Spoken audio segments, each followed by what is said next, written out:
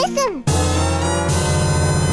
Let's go ahead and circle back to the Pokemon Switch leaks, because I've been dying to really get into this and just kind of pick all of your brains as well as the chat's brains about how everyone feels about all this stuff. So let me just sort of intro this real quick. I know I'm talking a lot here, but thank you. But the leaks essentially all began earlier this week when industry insider Emily Rogers stated in a blog post that Pokemon for Switch is set to be revealed before the end of May. And she said that the naming and the branding for it will raise a few eyebrows. So a few hours after... 2 max per person. A few hours after Emily's post, a 4chan user actually uploaded an alleged image of like the Pokemon Switch title, which we now know, or we now are aware that these leaks are pointing to Pokemon Let's Go Eevee and Pokemon Let's Go Pikachu. So obviously we'll be getting 2 different versions, like we normally do whenever there's a Pokemon release, a core title Pokemon release. So if you're watching the video podcast right now, this is actually one of the logos that leaked for specifically Pokemon Let's Go Pikachu. And Per, you know a little bit of Japanese, right? It says Pocket Monster and then Pikachu.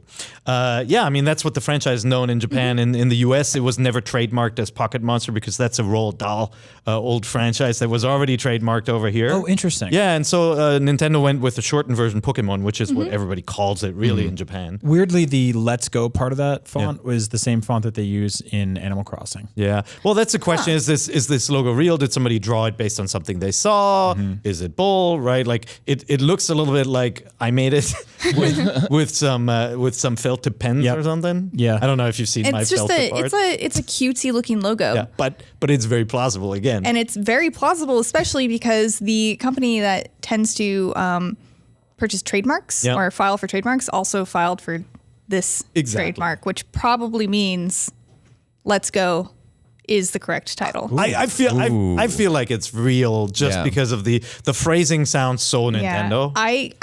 Honestly, I was completely taking everything with so much salt. Yep. I was like, I'm not going to believe this. I don't believe that screenshot we saw a few months ago. But then as soon as Cerebi, I saw on the Twitter that Cerebi tweeted that If you're in, you're a believer. If you take something with so much salt, I think that means you really believe it. Because a grain of salt would be like, I'm not really buying this. Well, a grain of salt.